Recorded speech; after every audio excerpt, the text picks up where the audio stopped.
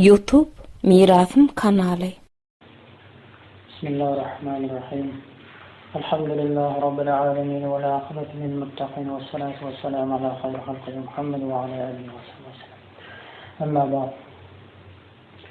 Allah tebarek ve teala'nın lütfu kereminden Peygamberimiz sallallahu aleyhi ve sellem'in şefaati ile Pirimiz Osman Siraceddin Nakşibendi Kuddüs'ün himmeti ile ustadların hayır duası ile Neşun mağtumunu rahmetullahi aleyhi'nin bolmak haktır diyen hoşgulunu var. Kıyıskaça düşündürüyor iştikten.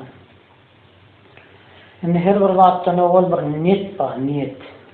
Şimdi şunu giyişmeyimizden maksat bolmak haktır diyen mağtumunu rahmetullahi aleyhi'nin hoşgulu bir düşünme yargı itkışkınemede de yani amadım ağır içinde düşünmeli vaatken ne? Düşünmeli vaadi bir düşünmeyen adama düşündürür yarak, düşünmeyen adamların son içinden çıkan meselelerden avratalar yarak bir düşünürler. Awal bilmelvat, ne alim öğrenende ya öğrenende şunalak bir hoşgayın düşünürecek bol ya bir hoşgaydan dinleyecek bol şunmanı mazmununu niyet gerek. Evet, Peygamberimiz sallallahu aleyhi ve sellem ayettir. Men ta'allamel ilme li arba'an niyettir. Haytı bir adam ilim öğrense de tapalıyor. İlim öğrense 4 tane zat devlettir. İlim öğrenmeyen ilmi ahiret ilimleri, Kur'an ya hadis tapalıyor. Feydalı ilimleri öğrense 4 zat devlettir. Dakhalanlar usul cehenneme girecektirler. İlim öğrenmeyen adam o iş yönü niyetin 4 zat devlettir bolsa şöyle mahvurette cehenneme girmeli olacaktir.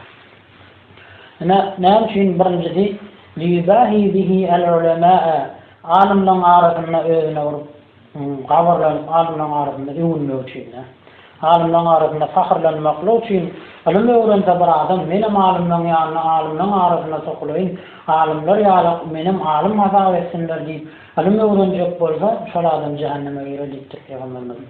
Ev yumariye bihi sufaha ya da aklı yok, sandık adamları bilen cedilleşecek bolup, cedilleşip uçacak bolup, ilim öğrenmeyen olsa, sonra dilil bozlar,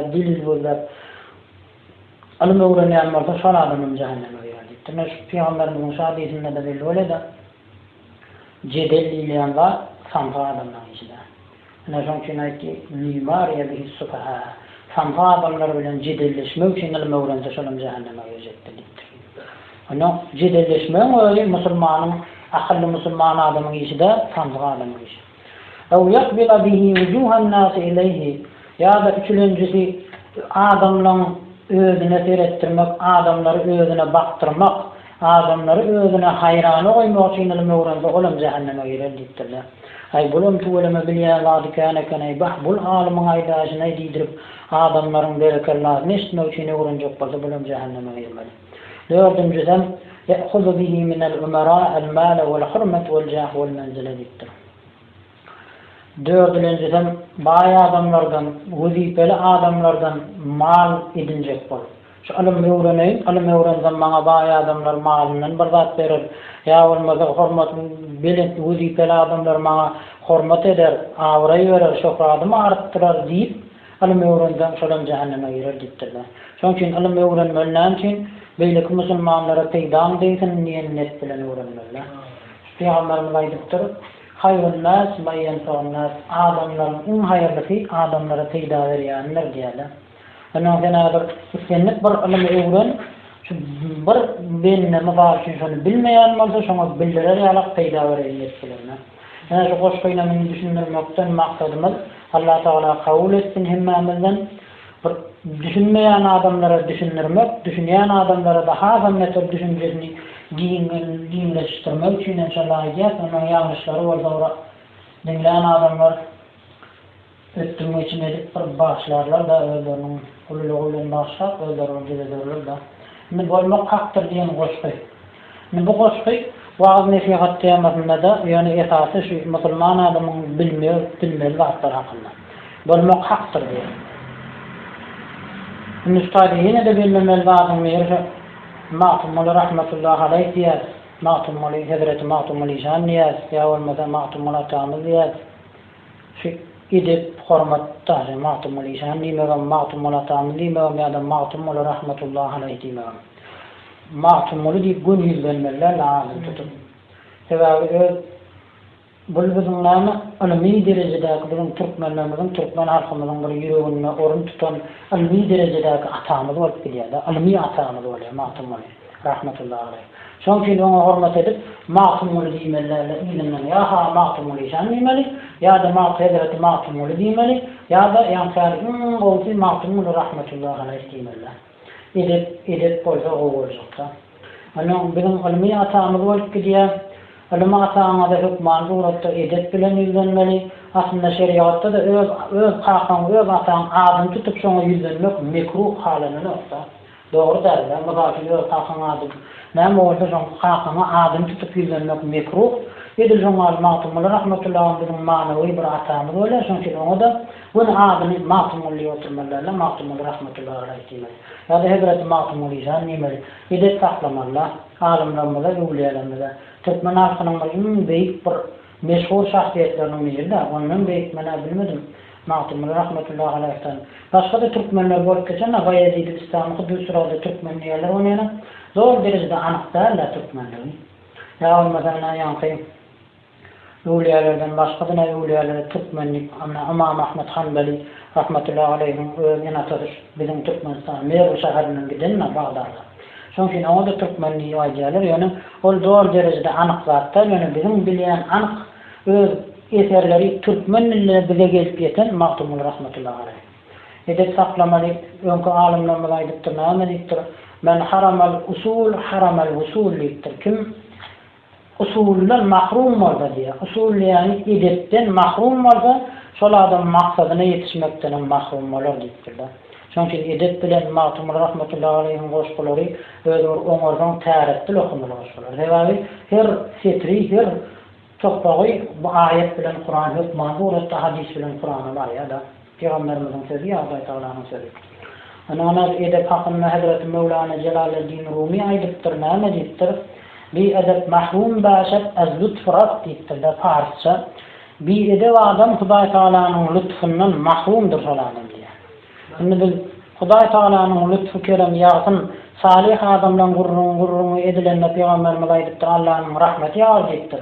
Mahtumul rahmetullahi aleyhi salih adamdan gep gurrunlaryny aýdan wagtymyzda bize Allah'ın rahmeti lütfü ýağjak bolsa, biz hukman suratda edebi saklamak bolýar. Şimdi başladyk bolmak hakdyr goşgusyna. Ey yaranlar adam ogly bol toprakdan bolmak hakdyr. Aslı hakdan önen adam guma garlyp galmak hakdyr diýär. Şimdi şu bir kuplet goşgusy, şunda mahtumul rahmetullahi aleyh ayetten alıp aýdan şunu. Ana beýdiňe näme diýdi? Asly hakdan önen adam guma garlyp galmak hakdyr. Aslymyz biziň hakdan kesepden, gumdan, toprakdan. Ýene de guma garlyp gaýdyp barmaly.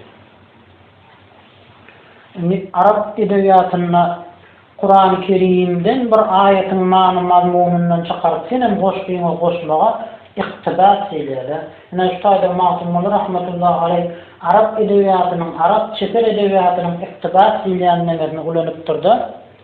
Şu ayetten ayete işaret edip aydiptir. Bu ayetim hayga ayet. Allah Teala Kur'an-ı Kerim'de diyor: "Minha halaqnakum ve fiha nu'idukum ve minha nukhrijukum taratan ukhra" diye. Taha suresinin 55. ayetinde. Nabi dedi: "Minha halaqnakum" biz sizi topraktan yarattık ey adam oğulları. Ve fiha nu'idukum ve yine de sizi şu toprağa gaydık var qaytarar size gavarlar. Ve minha nukhrijukum taratan ukhra ve yine de kıyamet gününde şu topraktan çıkarar size. Yani şu ayetten esasen şu ayetten alıp çıkıp ey yaranlar adam oğlu bol topraktan bolmak haktır. Aslı haktan önen adam muğarrıp kalmak haktır diýdi. Yani bizim fetva ilemizde, fetva indiye diýen bir kitabımız var da şeriat fıkıh meselelerini değişil fetva kitaplar. Yani şu ayet hakkında gelipdir. Yustahabbu limen şahide defnil meyyit diye. Yani bildim Allah kimmamızın bir adamın merhumu cahilmakla ve da atnaşiyat bulmakla ve da atnaşiyat şonna merhumu cahilmakla ve atnaşan yağdayında bilmeli var. Merhumu hekim 3 fiil gumat yandı. Şu 3 fiil gumat atanda şon birincisini atanda Bismillahirrahmanirrahim yankı ayet okumak mustahab diye. Soğaktırlar. Minha halaqnakum diýen birinji atanda, ikinji atanda da fiha we fiha nu'idukum diýen, üçüncü aýdanda da we minha nukhrijukum taratan ukhra diýen, sogawy sansyz sogap kılapda. Ana belläýän zadyny. Inni eýaranlar Adam ogly diýipdiler, şaýda Adam ogly diýdi. Bizim aýymmaly Adam ogly Adam alayhissalama şahat edýär. Adam alayhissalamyň kıssasyna işaret bana dört setirde bir kuplerin içinde. Adam aleyhisselam, Adam diýeni bizim hemmemizin atamyz Adam aleyhisselam, Arap sözü bolan Adam diýen sözünden gelip çykan, Adam sözüm edim diýen bir söz we Arapda şondan gelip çykan. Edim diýen sözüm üç manany berýär Arap dilinde. Bira edim diýmegiň biri huzun mahlutun bil idam. Ýa bilen garşdyrylyp bişirilen çörege edim diýilýär. Ana biri. Ýene bir manasy eýlenen deri vardır. Şoňa ikinji manadan eýlenen dere näme diýilýär? Edim diýilýär. Üçüncü manadan ýeriň ýüzüne edim diýilýär. Ana şol sebäpli ýeriň ýüzüne toprakdan ýaradylan sebäpli Adam diýip aýdylýar. Adam Hudaý Taala ýeriň ýüzünden ýaratdy diýär Kur'an-ı Kerimde. Ana aýetde Hudaý Taala Al-Imran surasynyn 59-njy aýetinde näme diýär? A'udhu billahi mineşşeytanirracim. İnne mesele İsa indallahi. Allah Teala'nın yanında İsa aleyhisselamın misali kemesele Adam aleyhisselam yağıldır misali. Halakahu min turabın. Adam aleyhisselamı topraktan yarattı. Sümme kâle lehu kun feyekun. Sonra Hudaý Taala ona boluydu bollu diye Adam aleyhisselam. Topraktan yaradan ona bir ayette. Adam aleyhisselamın kıssasına geçeline Adam aleyhisselamın kıssası hakkında bir Vahab ibn Munabbih diyen bir tabi'in alim adam aýdypdyr. Ruhul Beyan diyen tefsirde wada. Vahab ibn Munabbih diyen bir tabi'in yani Peygamberimiz sallallahu aleyhi ve sellem buyurup ýanyna iman edip şondan ilim öwrenenlere sahabalar diýilýär. Onun sahabalar görüp Peygamberimiz görmeýän sahabalardan ilim alanlara da tabi'inler diýilýär. Tabi'inler ýerine düşüp şolara iman edip şolaryň ýerine ilim alyp ilim öwrenenleri de tabi'in diýilýär. Peygamberimiz sallallahu aleyhi ve sellem bir hadis-i şerif var. Tuba limen ra'ani diýipdir. Tuba boşluk bolsun limen ra'ani meni gören adamlara, sahabalara. Ve limen ra'ani diýip ýerine goşup gelýär. Meni görenlere we ýene meni görenlere diýip tabi'inlere çenli Peygamberimiz boşluk veripdir. Ana şu tabi'inlerden olan Vahab ibn Munabbih diýilen alim adam aýdypdyr. Tefsirde lemma aradallahu en yahluqa Adam aleyhisselam Hudaý Taala yaratmak islämine ýere aýtdy diýär. Eger men senden bir özümiň bir halifamy yaratjak, ýer ýüzünde hüküm etjek bir halifamy yaratjak, Adam yaratjak diýdi. Feminhum la yuti'ani kim şol Adamyň zurriýatlaryndan, şo ýerden yaradylan Adamyň zurriýatlaryndan maňa boyun bolsa men şonu jennetime saljak. Kim şonuň içinden maňa boyun bolman günahkar bolsa da meni oda saljak diýdi. Şonu eşitenden yer titrap ağlamana başladı diýdi. Oduň ýene agyny eşitenden ağlatdy da yer diýen. Aslında yer bilen Adam aleyhisselamın yaradılan, toprağından yaradılan ana şotallar yaradılan näme diýär? Ataň yerdir, senem yerde kılık kıl, näme diýär? Yamanlyk eýlegen we ýagşylyk kıl diýär. Atamyz bizim yer. Adam aleyhisselamı yerden yaradılan topraktan. Yer diýilen adam nähili yerden ur nähili det nähili wagtlar ýene de yer sana näme diýär hatyl berýär. Senem yer yaratdydan kim yamanlyk etse-de, näçe yamanlyk etse-de senem ýagşylygyň ýetirdidir diýär şotallar ýaşan. Ana ýere aýtdy bolýar, yer diýär, şeýle bir ağlady bolýar. Menden bir adamlar yaratjak, olar meni jahannama odaýanmalymy diýip şeýle bir ağlady bolýar. Şoň göz ýaşyndan ýa yer ýüzündäki çeşmeler emele berdi. Çeşmelen diýip emele gelmegi Hudaý Taala Adam aleyhisselam jenden yaratjak, şoň zurriýatlarynyň maňa boyun bolanlary jennetime saljak, maňa boyun bolmadyk günahkar bolanlary jahannama saljak diýende yer ağlady, şoň ağzyndan şu wagty görülýän çeşmeler emele berdi. Çeşme asly. Onuň Hudaý Taala Cebrail periştany ýa-ni yere ýiberýär. Yere ýiberýär-de barzan ýerim diýe dört tarapyndan şerdinden bir penjany doldurdy alliýa. Na min eswadiha qarasyndan toprağyn we abyadiha ağyndan qabylyndan şor yerden şorda gatrak yerden her yerden özüm çökbede bir toprak Allah geldi Hudaý Taala Cebrail periştany berýär. Cebrail perişte ýa-ni ýeriň ýanyna gelip yerden toprak almana başlanna yer aýtdy diýär. Billahi'llezî erseleke Allah Taala'n adı bilen andyçan Allah Taala'n adı bilen senden haýyşdy diýen la ta'khul minni şeý'en menden hiç bir zat alma hakitmedi diýär. Sen hazır menden bir zat alarsan onu düşünýän Hudaý Taala'da ýaklaşarlar, ýakynlaşarlar, jennete de girerler menden alıp yaradan gazy. Emma bu korkulýagda cehenneme düşekler. Marum şundan şonki menden ise almady Hudaýyň adyny tutup haýyşdydan soň Cebrail perişte de ýygyna gaýdyp barýar. Ana Hudaý Taala hiç bir zatdan man bardy. Hudaý Taala da ýalvardy, ya Rabbi yere ağlap, zarylap menden bir sen adyny tutup andyşdy. Sen adyny tutup maňa ýalvardy bolýan soň şuna menden hiç alman geldim diýdi Cebrail perişte. Ondan Hudaý Taala indi bardy. Cebrail periştan barmakly buýrugy ýerine ýetirmesizlik diýen derejede däldi. Hudaý Taalaň adyny hormat goýanlygy sebäpdir. Hudaýyň ady bilen haýyşdy otyr, men Hudaý Taalaň ady bilen haýyşdy oturmady Hudaý Taalaň ýanyna barayyn. Hudaý Taala mehribandyr, men günahym geçer, men günahda dälim. Hudaý Taalaň we hikmetide barıp aýdar nibine gelip Hudaý Taala aýtdy diýdi. Ondan Allah Taala Mikail periştany öwretdi diýär. Mikail perişte de gelip ýerden bir parça aljak bolan yer ýene de ýakşalyklar illa aýtdy. Menden alma Hudaý Taalaň ady bilen andyçan. Mikail perişteden maly bilmänlikdi. Ýene Israfil aleyhissalam maly bilmedi. Ahiri melekul mevt bolan Ezrail periştany öwretdi. Ölüm periştesi bolan. Ezrail perişte gelende yer ýene aýtdy diýär. Auzu bi izzatillahi arsalaka. Hudaý Taala ýan Allahyň ady bilen senden haýyşdyrjan menden alma bugun bir parça alarsyň. Ertesi gün şu parçanyň içinde cehenneme düşüp ýanjaklar we alma diýdi bolýan. Ezrail perişte aýtdy diýär. Hudaý Taala'nın buyruklaryny ýerine ýetirmesizlikden menen Hudaýa sığınýan, Hudaý Taala'dan menen gorkan senden almasan bolan okman buyrugum sokta boljak diýip aýtdy diýär ýerden.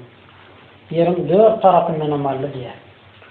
Dört tarapyndan alany näçelerge getirip de ýerim ýüzünden aly miqdary 40 zira'an 40 zira, 40 kez toprak aldy diýär ýerden. 40 kez. Ola 20 metr bolýar.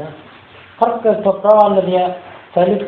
فَلِذَٰلِكَ يَأْتِي بَنُوهُ أَخْيَافًا şer tarapyndan, dört tarapyndan aly 40 kez toprak ağyndan aly, garasyndan aly, her durlusundan alynyň sebäpli adam oğullarym durlu diýär. Renkleri, ýa-da häsiýetleri, kimse gatrak, şorrak, kimse dusuzrak, şoňalak bolýar. Sebäbi adamlaryň durlu bolmagynyň sebäbi ýeri dört tarapyndan durlu toprak alynyň sebäpli. فصار كل ذرة من تلك القبضة أصل بدن الإنسان. يعني إدراء الفريشتان على التوقعي 40 kez toprağından alınandan şersinden zerrecikler var zerre. Şersinden bir adamın bedeni emele verildi ya da ondan sonra kötülük kalıyor da şundan. Ondan en sonunda da adam aradan çıkandan sonra yeri zaylanýar, yer zaylananda şu alınan toprağı ýene şu öňkü ýerine barýar diýär, şu zerrejik. Şu öňkü alınan ýerine barmaly. ثم صعد إلى السماء فقال سبحانه وتعالى ýa-ni toprağı alandan soň Ezrail perişte Hudaý Taala'nın huzuruna barıp hemen getirdim ya Allah diýende Hudaý Taala aýtdy diýär. Ama rahimtan arda hina tadarrat ileyka. Sen sana yalvarıp, sana varinlap, yer yalvaran wagtynda sen yere rahmetsen bolmaýarmy ey Ezrail perişte diýdi. Hudaý Taala bilip durýar ýa-ni sine hukmyny nazarya. Ezrail perişte de aýtdy ya Allah sen buyrugyny men bu haýyşdy edip durmagyndan, sen adyny tutup yalvaryp durmagyndan men möhümrak bildim, şoňçyn amalym diýär. Şonda Hudaý Taala aýdy, oňa alwarsa anta taslahu li qabdi arwahi waladihi. Onda sen adam oğullarynyň ruhlaryny almak bilen sen wezipelenen diýip şowat wezipeleni berdi diýär. Şu gaşy tutmaň ýerden alyp gelenligi ýene de ruhlar, janlar ýygyna gaýtarmagy Ezrail perişte buyurdy. Ravzatul Ulema diyen kitabda aydiya yer Hudaý Taala şikayet edýär diýär. Ya Allah, menden 40 kedalini men töwerümden alındı, meni kemetdin ya Allah diýip Hudaý Taala şikayet etdi diýär. Hudaý Taala garşylyk bilen şikayet etmekde ýalvardy, maýda haýyş dedi, meni kemetdin diýär. Hudaý Taala da aýdypdyr: "Alayya an arudda ilayka ahsan wa atyabu mimman kana." Sen yerin töwerekleri, yerin 4 çunkundan alınan toprak sebäpli yerden kemelen bolsaň, men boynuma wajypdyr sana gaýtaryp bermek şol alan topragyny öňküsinden has, owadan öňküsinden has bir gowy iýsil görnüşden izine sana gaýdyp barmak men boynuma wajypdyr, sen arkaýyn bolmaýdy. Ana şo sebäplen näme diýär? Şo sebäplen "Famen sanma yahmitul mayyit bil misq wal afiya." Şo sebäplen mümin musulman merhum aradan çykanmagyny hukman suratda atyrlap gowy iýsler sepilýär. Kefenine ýa özüne. Kefenine ýa özüne atyrlap sepilýär. Onuň öňkü alnyk gaýdylşyndan has o iýsil görnüşde barsyn diýdi. Ana şo Ravzatul Ulema diýen kitabymyzda şeýdipdir. Onuň merhumy hatırlanan ýagdaýynda nähile görnüşde hatırlanýar, täp ýagdaýynda. Misal üçin kefenini hatırlanganda täp etmeli, 3 bolmaly, ýa bolmasa 5 bolmaly täp diýär. Muhim asyl berip çykyşy Hudaý Taala Peygamberimiň hadisi var: "İnnallahu vitrun." Hudaý Taala täpdir, yuhibbul vitra, tägem gowur ýanlar diýär. Şoň üçin biziň ana merhumlary näme 3 edilýär, täp güni bolanda. Ýa bolmasa 7 edilýär, täp güni azap. Ýa bolmasa misal üçin ýa-ýerlerini, jamlar, tawaklar, tawamarlaryny ýyky-ýykydan daşamaly. Nämeden gelip çykýar? Şu ýanky Peygamberimiň hadisinden çykýar. Hudaý Taala täpdir, tägide gowur ýanlar diýär. Merhumyň ýa kefenini 3 edilýär, aýan maşgalatyny 5 edilýär. Şu täp merhumy ýerlerinden merhum bilen baglanşyk kılýar, diňe täp edilir. Şu atawamyň biziň 3 edipdir, 7 edipdir, näme üçin 3 diýipdir, 7 diýipdir, nämeden kadýjan? Şu täp etsen merhumda ana alahyra ýerine düşýär. Ana hindi merhuma baglanşyk kılýar, merhumun dırnaklaryny almaýar. Näme üçin almaýar? Onda o ýulýa, arasalanýa, atyr sepilýär, onda dırnagyny almaýar, eskurak bolsa. Ýok, almaýar. Näme üçin Peygamberimiz aýdypdyr, merhum şu dirika näme etsen geziyet berilýän bolsa, şu ölenden soňra mysal üçin goluny atdan tutup bekrap tutulsa eziyet çekýänler diýipdir. Şoň üçin dırnagyny almakda da eziyet bar, biziň mezhebimizde wara dogry däller. Inni Hudaý Taala aýtdy, men sana ony kamil görnüşinde, gowy iýsil owadan görnüşinde gaýtaryp bermek men boýumyň borçy bolsun, özüm sana gaýtarym diýdi. Ravzatul Ulema diýen kitabymyzda şeýdýär. فأمر الله تعالى إسرائيل فوضع ما أخذ من الأرض. إسرائيل عليه السلام يعني yerden alan toprağını yerde Hudaý Taala näme diýdi? Ma أخذ من الأرض في وادي النعمان بين مكة والطائف. Taif bilen Mekkanyň arasynda bir dere bar, riwayetlere göre şu dereň arasynda goý diýdi. Şu dereň arasynda goýan toprak diýdi, alan topragy. Amma kawr alimler, kawr tefsir alimler aýdylar, ýok, Adam aleyhisselam şu taýda yaradyldy diýär. Taif bilen Mekkanyň arasynda goý Wadi Nu'man diýen ýerde yaradyldy diýär. Yaradyldy diýär kawr alimler, amma köprak tefsir alimleriň köpragi Cennet-i Adin'e yaradıldı ve şu taýdan ýene şu taýdan ýere iňdirildi diýýär. Ana köprak alimler aýdyşyna görä alimler arasyndaky ihtilaf da ana ýerde goýlanan bolsa, mysal üçin Cennet-i Adin'e goýlanan bolsa, ýa bolmasa ýa-ni Wadi Nu'man diýen ýerde goýlanan bolsa, insanyň indi ýa goýlanan soň Hudaý Taala şol topragyň üstüne 39 ýyllap ýaş ýagdyrdy diýär. Özüm nähil ýaş Matar al-huzn gaýrylgan ýaşyny 39 ýyllap ýagdyrdy diýär. Gaýrylgan ýaşy. Gaýrylgan ýaşy ýagyndan soň 1 ýyllap matar surur şatlygyň ýaşyny ýagdyrdy. Ýani Adam aleyhisselam yaradylmazdan öňçe topragy da ýerden aldy. Şu topragy 1 ýyllap şatlyk ýagmyryny ýagdyrdy.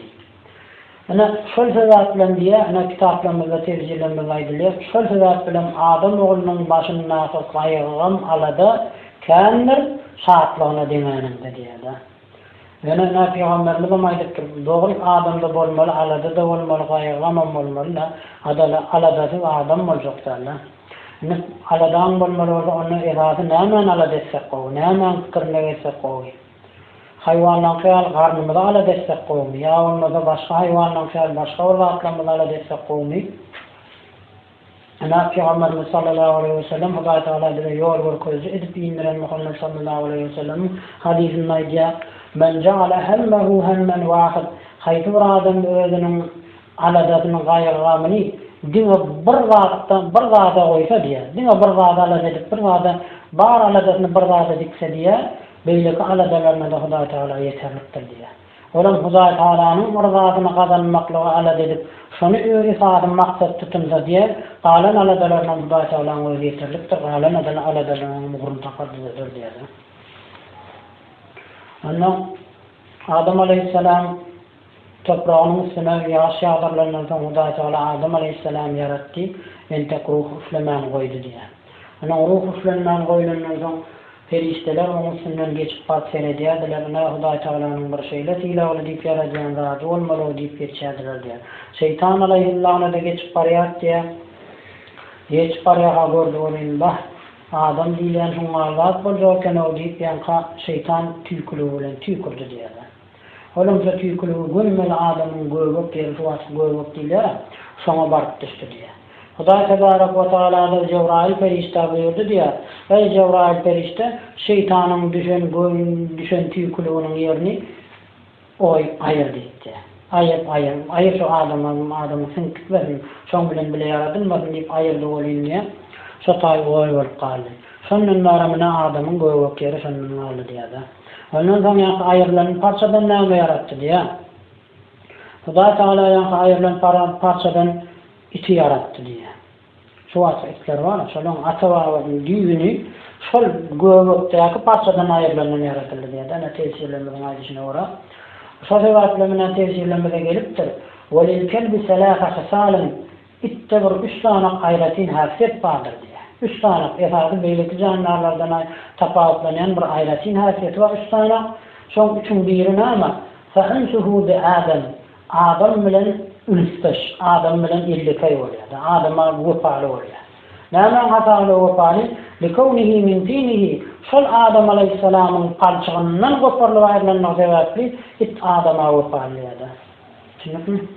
Ana ikinji hasiyetiniň biri diýjelerine uzak wagtlap oýa oturulýar, oýa geçirilýär itdiýärler.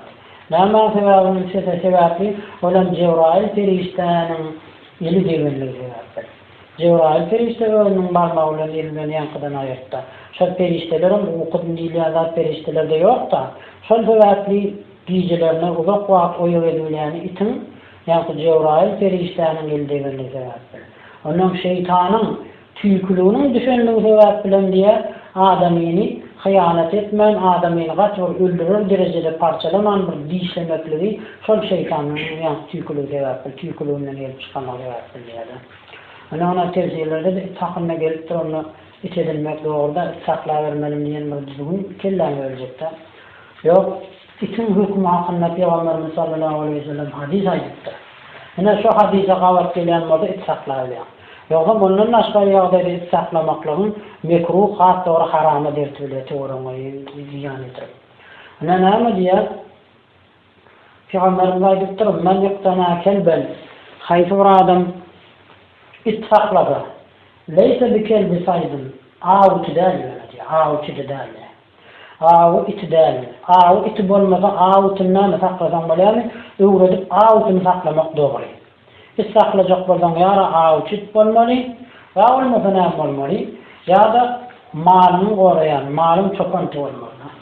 Ýa-da ýekini ýerini goraýan gorakty bolmaly. Şu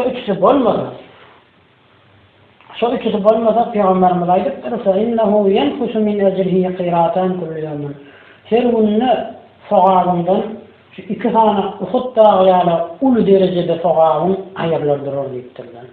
Sen uzaklığın başvat namazını okuyan, sadakalar veriyen, her hile soğab işleri yerine getiriyen, tesbihler kanayan, insanını da kafinde keyfini görküşünü saklayanlardan soğabından iki zanak daha ullukan daha gayal soğabını içecek diye de Peygamberimizin hadisi şol cevaplar için saklamak, keyfine saklamak doğru. Ama malın da orada ya onları ikinin de saksı koyanlardan ya uçtun varsa onunla böyle yağmurat edilirler. Onun başka tefsiri Kurtubi'de de aydılıktır ki it hakkında gelen Adam Aleyhisselam cennetten yere inirlerine diye Hindistan'ına bir yere düşüyor diye. Havanımızdan Arabistan'ına Cidde diyen şehre düşüyor diye. Onun sonra Adam Aleyhisselam yere düşünme diye şeytanın yere kovuluyor da. Yere kovulunu Adam Aleyhisselam yere inirlen nivayetmeli, şeytanı yere kovulan nivayetmeli. Ve edip yine edetten gelip çıkardı. Adam Aleyhisselam Allah Teala'nın huzurundan kovulunlar, Allah Teala'nın huzurundan yere inirler. Ne için inirler nivayetmeli? Cevabı da Teala Kur'an-ı Kerim'de entek yaratmaka adamı ferişteler aydiya, ey ferişteler men yerde özümün halifamı yaratacak, yerde olar yalıyor aydiya.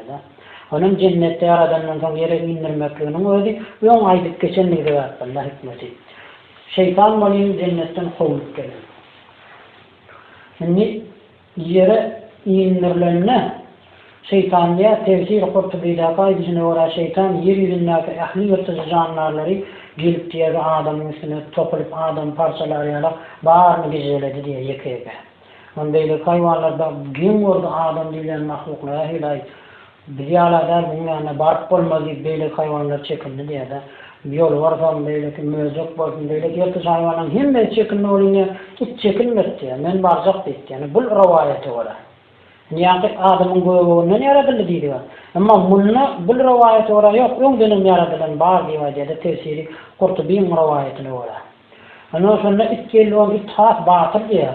İt batır oluyor içinde de en hayvanların içinde en batır itti hakikat var. İçinde arası tohumeti var da batır olmaz bu atı. Sana möcüğün kedini istenler kaçıp gittiğini sormalılar. Şu batır diye men barar görün adamın parçalarını istiyor şeytana.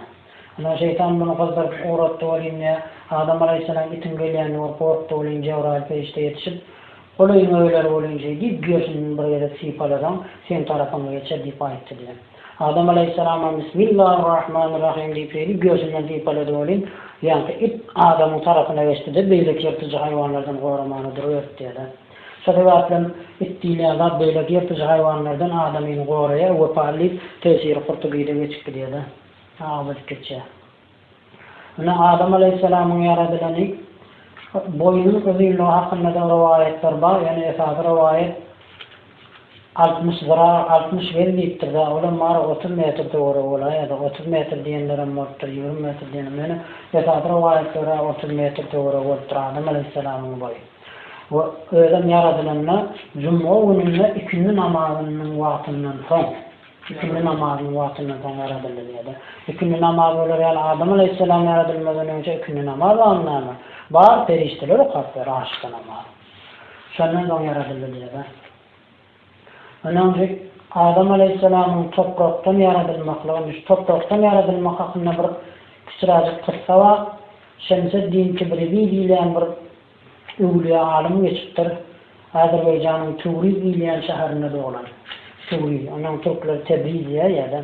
Şu Şemseddin Tebrizi diyen alim ilk Azerbaycan'da doğuluyor, son ilim öğrenen Türkiye, Konya diye ilim öğreniyor, pirlen izinine var, sapağını var, nesihatlarını dinliyor. Mevlana Celaleddin Rumi'nin bir kuvvet yani hürmet edilen adamlarından biri oluyor da. Onun bir gelip verin yollarına Mevlana Celaleddin Rumi'nin yanına filosoflar geliyor, birden felsefeciler. Bir 3 tane soru olacak diye, hem bir cevap verirler, hem bir diye olun. Olam Şemseddin Tebrizi Hazretlerinin yanına olur diye, var son yanına varmış o cevap verir diye. Onun yanına barkalarım olam mescitte öyle okuyucularına çiğ kerpişten teyim arşına uğradı oturan ekönüye. Hasta topraktan yine yatarım. Ama Allah'ın bu Hanif Rahmullah'ın rivayeti var mı öyle? Yani her kitaptan okuyan rivayetim Şemseddin Tebrizi Hazretlerinin rivayet edilip getirilir. Okuyucularla senden teyim almağını, bu yok yağdayına ya bu ulan mahlukta kıyımçılık var yağdayına teyim almağını uğradı oturan. Yani kapı elbeteciler geliyor. İçinden bir yerini yorlaştırıp sen sonra diyorlar. Sen näme soramyňyzda 300 sen sonra. Olam gelýär, ay sen söýlejeýle alimmi sen? Hawar, alima diýerler, mene özüme alim diýmek. Onu sana bir soraw berjek, 3 tane soraw berjek, senin jogap berin diýär. Anyny berdi diýär. Birinji sorawymyz diýär, Allah Taala bar diýär diýär. Filosoflar, felsefelerler Hudaý ýok diýip bererler da. Hudaý Taala bar diýär, hani bar bolsa görkezler diýär. Ay böyle bu sorawma düşünükli. İkinci sorawym näme diýär? İkinci sorawym şeytan otdan yaradyldy, ýene de ot bilen azap bermeli ýa-ni. Buna ýyly beýle bolýar diýär. Bunan düşünürler diýär. Ay böyle üçüncü sorawma geçeli, üçüncü sorawym näme? Ay üçüncü sorawmy adamlara, ay onu seretsen günah, onu ellesen günah, onu nemesen haram, adamlar gorkup görýärsiňiz. Adamlar keyfine wara isleýişi alak ýaşasyna rahatlyk berin da diýär. Bu sorawym tamam, onu sen ýa üç sorawma da bir jogap bereýin diýär. Bolýar diýen gel barak diýär, kerpiçlen maňylyk goýar. Ay çarşamyny götürip wagt diýerler, töweründe sana geleni. Ana Kodorda şol musulman qazy bar, döwletin ýeride qazy bar, meselen çözýän. Soň ýanyna barýarlar da günümen. Aýdan kerpiçler ordan gip bolarym, kerpiçler oran okda, kelledi işlerler. Qazyň ýanyna barýar, qazyň bar, aýdýar hökümetiň ýanyna, qazyň ýanyna barýar, qazyň çağırın getirin diýär, şeňde din tebrigi hedratlaryny. Getirýärler. Näçe sen bunun içinden başlaryň biriniň kellesine kerpiçler oksun diýär. Ay men urjaqdalymy, özler mecbur etdi, näme mecbur etdi? Maňa üç tane qora berjek, şoňa da jogap bersen ökman diýdiler diýär. Menen jogap berdim. Näme jogap berdim onda? Şeňa üç soraňa da bir gedekde jogap berdim. Manan näme näme soralar? Allah Taala bar bolsaň görkezin da diýip aýtdy. Hawa, menen ona jogap berdim. Men mümkinlerini uran bolsam, agyrdan bolsam, kelleriniň agyrsyny maňa görkezsinler, menen ananaýyn diýdiler. Bular Hudaý Taalanyň barlygyny görkep, men görsem ananaýyn diýýärler. Bular kelleriniň agyrsyny görkezsin, onuň sene menenlersiň, menen menenlersiň görkezsin, agyryn diýdiler. Agyra görkezip bolmajaklar. Ýani hakykatda bar da agyr diýýärler. Onuň bak bolýar, onuň ikinji soraň şeytan otdan yaradylýar. Öldüm ot bilen näde balap berler diýen borady bolýan menim adamym toprakdan yaradylýar, hemmämiz bilýärsen, o bilen toprakdan menim toprak bilen azap berip görkezdim diýär. Bir jogap sen berne ýetip bolýar. Ana üçüncü näme? Üçüncü diýen adamlar goý isleýişi ýaşadyn, edenletsin, ona haram diýip ýördiňiz. Hay beýse jelaby bardyr, hata bardyr diýip ýördiňiz. Menim isleýişim ýaşadyp kellermek goýdum diýär. Mazayip çöp koyuyordur da, adamdan topraktan yaradılıp, yine toprak bilen azap verişinin hakkında da düşündürenler. Asla adamın toprakta. Ondan sonra yansık Matum'un rahmetullahi aleyhi eğer onlara adam olup bol topraktan bolmak haktır, aslı hayattan önen adam olmak ağırlıp kalmak haktır diyeni şu Adam aleyhisselamın kıssasını işaret ediyor. Şimdi ikinci kutbetimizde kelamda bari iş beyanlar, barça iş haka ayanlar, ondan sana imanlar, ölmek haktır, ölmek haktır diye. Ana birinci setirimde kelamda bari iş beyanlar diye. Şimdi Kur'an-ı Kerim, kelam diyen Hudaý Taalanyň bir sıfaty. Kur'an-ı Kerim'in şol sıfatının näme sıfatı bolugda bu Kur'an-ı Kerim. Kelamda bari iş ayanlar, bari iş beyanlar. Şimdi kelamda bari iş beyanlar diyen setri Allah Tebarek ve Teala'nın En'am suresinin 59. ayetinin ahirlerine delalet ediyor, şuna işaret ediyor. Yine ulemname, yine şul ayet. Estağudu billah. وَلَا رَتْبٍ وَلَا يَابِسٍ إِلَّا فِي كِتَابٍ مُبِينٍ ayetin sonrayı. Ne dedi? وَلَا رَتْبٍ hiçbir uğru zat yoktur. وَلَا يَابِسٍ hiçbir uğru adam yoktur. Himme zat illa kullun illa fi kitabin mubin. Himmeti Hudaý Taalanyň kitabyndadır diýipdirler. Onu şimdi şu ayet hakkında bir İmam Azam Ebu Hanife rahmetullahi aleyhinin şairdi var. İmam Muhammed Şeybani diýilýär. Şuna İmam Muhammed Şeybani rahmetullahi aleyh ilmi öwrenýän döwürlerinde talip wagtynda bir mätäşli bolup bir dükana barmaly bolýar. Şuna bir dükana barmaly bolanda şu dükanyň ýerine barýar, ýanyna da pul ýok, hiç ýyly dükanyň ýerine barýar da maňa bir plan zady bersene diýär. Ýöne men pulum ýok, oň barabarynda sana 2 medeli bolady diýär. Şimdi şu ayete değişir bir kıssa da şoň üçin aýdyp iki meselede uğradayım. Yöne sen bana şu isleyen vardım derden diye oğlum yok vermem diye. Bana ya hakkım var ya zaman nere diye. Ay böyle diye bulum çıkıp gidiyor Alman. Yıllar geçe İmam Muhammed Şeybani rahmetullahi aleyh bu işin alim olup gidiyor. Yani bu dükkancamır bayağı olup gidiyor da katı bayağı alim oluyor. Bir gün kıyın çıkaracak bir çuurkhaneye mi diye öyle yani kafam içiyor. Taşın nakıları eşittir. Kıyırımın toyunda şimmel adımın kaçakta bela koyacaktır diye. Şu derecede. Öyle benim boynuma vacip olsun diye vallahi diye billahi diye kazan içiyor. Kazan içiyor da onun aklına aylaniyor diye öncünden kazan içiyor da. Son için çünkü alimlenme var diye kaharlanan vaktinde hareket etme, devenen vaktinde de söz söyleme, gepleme diye de. Devenen vaktinde hiç kime söylem verme diye de. Ben devenen vaktinde yaptılar deyip kazanıştan uygunma başıma bela olacaktı. Ondan bulan kazanışçıya teoronaklarıma diye sen yer yüzünden kim belalı koyacak dedim. Bu başarıp olacak da atma oldu. Ne mi kazanışçıyan diye. Bulan bak diye doğrudanım diye fikirleniyor da. Devancinden yana ilktir inam etmeli. Doğrudanım ben yer yüzünden bir vat bağ olsa şunu kıyımın Mehmet'imle toyunla saçakta koyacak diye ayıttım olayım. Bak buna hil olayar diye de alimler giymiş ya. Bağdad'ın alimlerine. Hem ben çağırıya şeyle. Mesela manam etmeli ya olayım. Bu diye andın kefaratını vermeli olayım diye. Andın tölemeli olayım. Bu andından tutma yok sana diye. Bu da olmadı diye. Yankıgıyla buna salgı veriyor da alimler. Seni İmam Muhammed Şeybani deyip İmam Azam'a bu Hanife rahmallah'ın okuçası. Bar son yanına bar sonra ayıp sol sen mesela sözüp verir diye. Onun yankı bayağı barya İmam Muhammed Şeybani Hazretlerinin yanına. Diye mene o mesele öğrenmeyelim diye. Onu bulan tanıya da ön kudukancı. O haf verenle onunla kudukancı. Kudukancı ağlı ya. Ne mi meselem var diye. Ne şeyle and içtim diye. Vakt diye and içen bolsam diye bir doğrular men sen dukanına vardım ha diye. Şonu bir vat diledim ha sana. İki mesele öğreneyim yani. Şu meseleğin birim şu sorun cevabı da diye. Başımdan duşumdan geçirdim o diye. Onu diye böyle indi uğraday diye indi verecek diye yok indi uğratsan diye men sana nasıl 400 dirhem pul ver onunla uğradayım dedi. Aslında bir zat uğradayım men sana pul verdiğim eklim olur şeriatta ihtilaflı mesela onu yana kavramda uğra diysen böyle diye de şeriatın meselesinde de. Ama 400 İmam Muhammed Şeybani o şeriatı hem aldan qo'yilgan abilyan manmalar deyillerine. 400 dirhem men bereyim. Bolya seni şu mesela sürüdün taparsın da mı diye meni alimlerin arasında, ulamaların arasında, adamların arasında maskara bolma bir edersin diye. O eder diye. Sen onu ne mi koyuyorsun diye saçakta diye. Yer yüzünde bir kat bağ olsa koyuyor mu seviyordum diye. Hatanıştım diye. Sen gitti Kur'an-ı Kerim'i al diye. Şu saçakta diye bilindirat yerde koy diye. Kur'an-ı Kerim'i koy. Şol yer yüzünde bir kat bağ olsa Hudayi Teala Kur'an-ı Kerim'de diye. Yer yüzünde ne emma olsa Kur'an-ı Kerim'in içinde bar deydi. Sen Kur'an-ı Kerim vertip koyardın onun andından halak olardın diye de. Şeydik İmam Muhammed Şeybani şu ayetten yankıyını halak ediyorlar.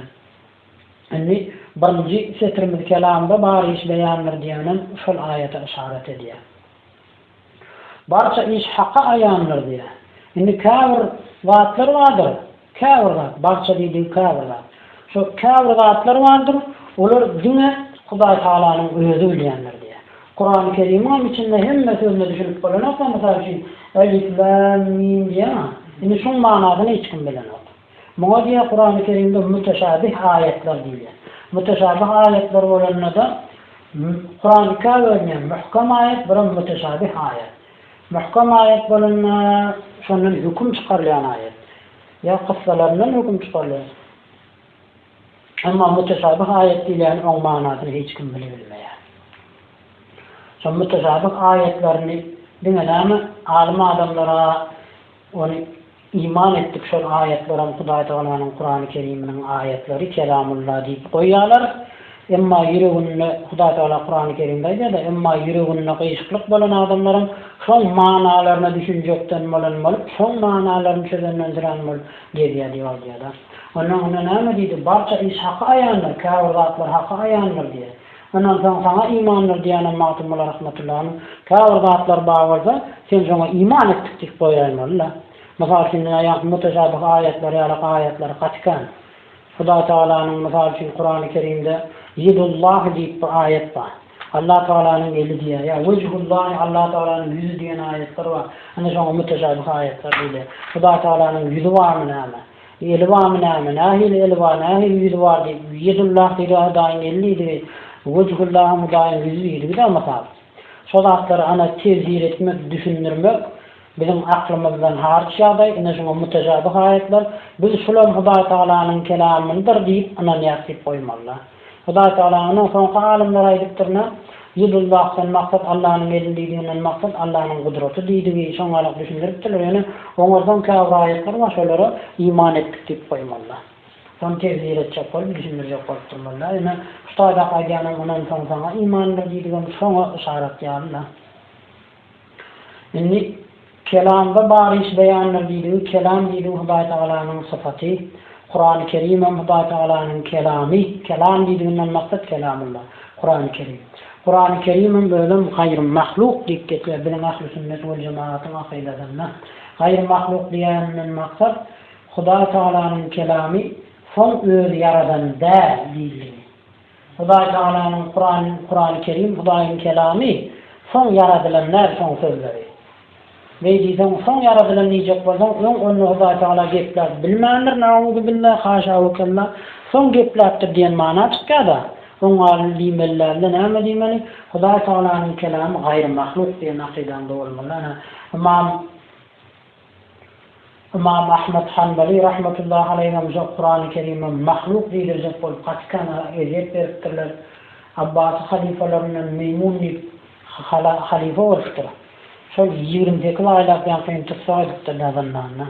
Şol Kur'an-ı Kerim'e Mu'tezile diýip bir ahli sünnet we cemaatdan soğurlup çıkanlar var. Ahli sünnet ve cemaatin akidelerinden çıkanlar var. Şolar Kur'an-ı Kerim mahluk bildiren kendilerine, yonki alimlere. Onun İmam Ahmed Hanbali rahmetullahi aleyhi de Huda Teala'nın Kur'an'ın mahluk diýdir diýip ýa-da Meymun diýilen halifaga gep berip şoňalyk huzuruna çağırdylar. Olam 28 aýlap zynnan näýetde ýa-da Kur'an-ı Kerim mahluk diýmeýär. Ona golugynjyrly Bagdada entekşe ertilmäka ýolly bir ogry duşa iki elkin bir kesilenme. Olinýa İmam Ahmed Hanbali ondan çykýarda. Ey İmam Ahmed Hanbali rahmetullahi aleyh. Men ogurlyk edenligim sebäpli ilim çapyldy. Hiç mers bolup gyýarman çypap durdum. Sen ýöne hak ýoldan barýan adamsyň. Hak zat üçin sana näçe eziyet berdilerim, şeýdiňden dänden durgun aýtdy diýär. Şonda İmam Ahmed Hanbali rahmetullahi aleyh alimden we nasihatynyň täsiri bolup şoň eden nasihat edip barýar. Olin kan kötüýär gamçylaýar Kur'an-ı Kerim'i mahluk diýdirjek bol. Mahluk diýmeýär. Infonda da şu iki eli daňylygyň jyrlaýagdaýyna gamçylap turlar, arkady ýalaňaç bolýar. Şonda balanyň uçkuruna gamçy diýip aşağı düşük bolýar bolýan Huda tarapyn bir ýerden toban turýar-da ilgilerden ýa-da uçurundan ýa-da töwrenäkler gorkusyna onuň goýup gamçylamagyny beredip bundan edýärler-de. Bundan da şehit boldy diýip riwayat edýärler-de. Şonda bundan näçe Şafii rahimehullahu taala hat ýa-da İmam Ahmed Hanbali rahmetullahi. Olam Şafii'den hatda diýip alýa görýärdi, ýa-da okap ağlap ýüzüne silip oşaýar. Numuny hem şeýle beýtdiňiz indi soňdan soralanlar diýip İmam Şafii rahimehullah peýgamberimiz düşünne wurtdyr. Düşünne wurunna aýtdypdyr ey İmam Şafii.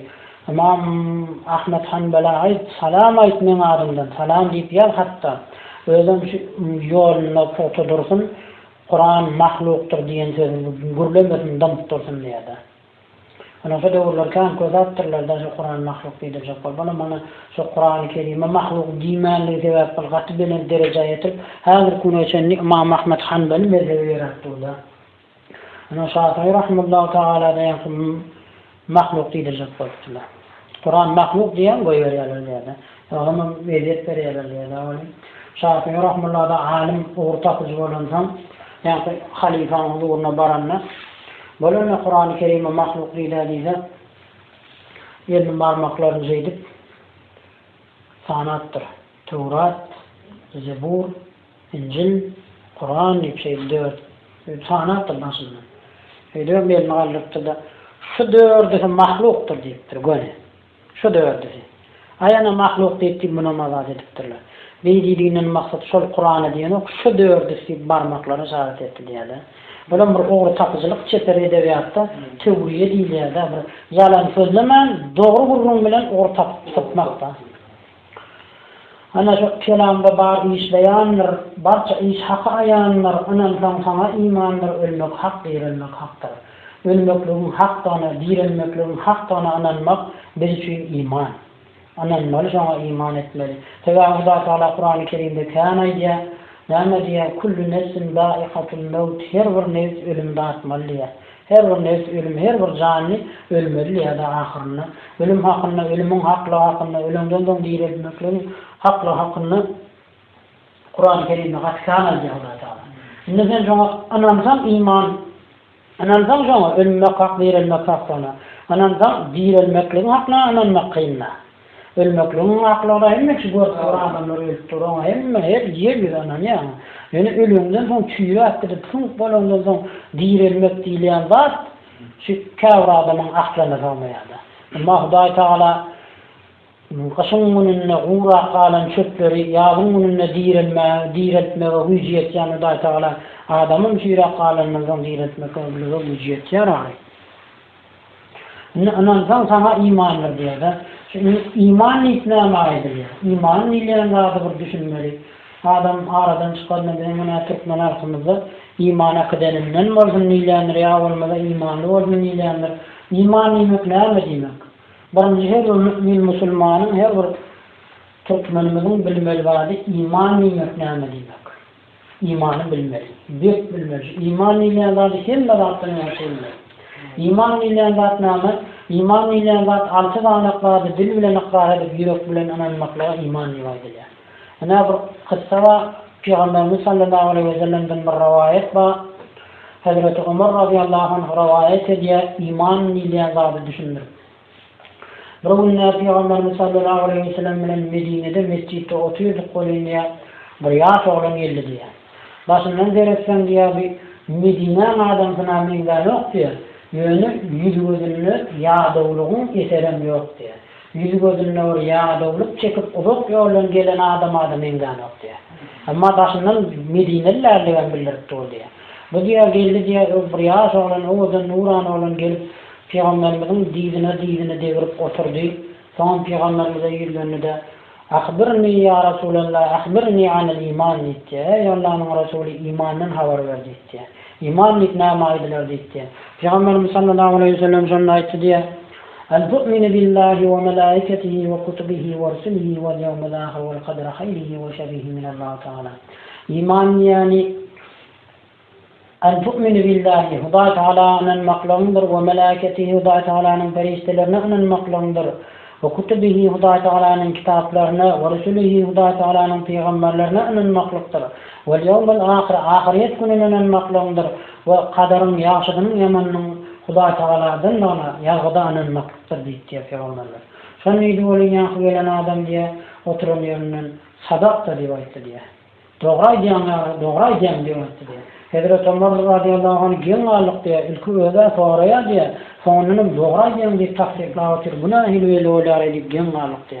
Şimdi şu imanı şu hadiste Peygamberimiz sallallahu aleyhi ve sellem düşündürüyor. Yine diye gelen ya şoğlanın suretine gelen İslam demek neyme demektir ya Resulullah İslam'dan haber ver diye Peygamberimizden aydiye İslam diye yani şehadetu en la ilahe illallah Allah Teala'dan başka ibadet eder ma'bud yoktur ve Muhammed Aleyhisselatü Vesselam bunun Resulüdür deyip şayet vermek, kelime-i şehadet etmek, ondan sonra namaz okumak, 5 vaktine, ondan sonra orada tutmak, ondan sonra zekat vermek, ondan sonra hac etmek deyip İslam'ın düşünüldü diye Peygamberler.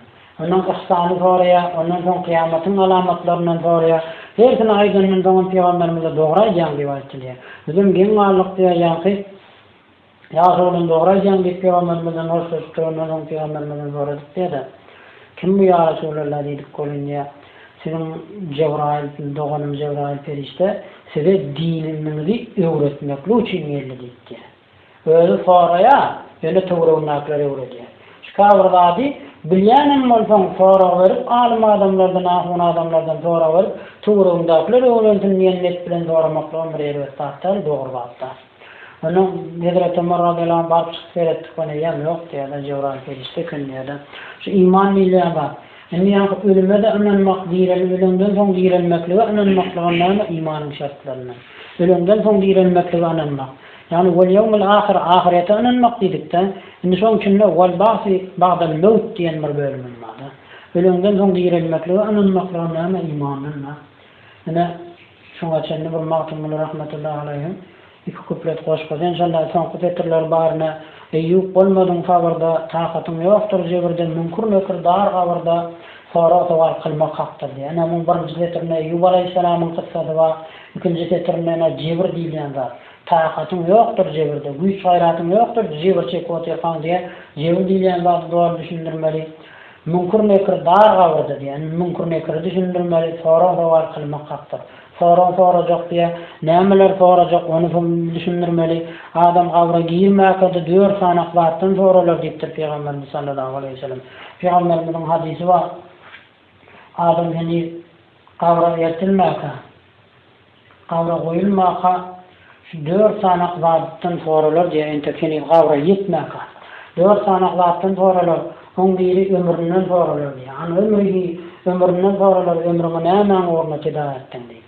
Ömrüňi Hudaýyň ýoluna geçirdiňmi, Hudaýyň buyruguna geçirdiňmi ýa öz nefsiň ýerine algadyňmy diýip soraljak diýerler.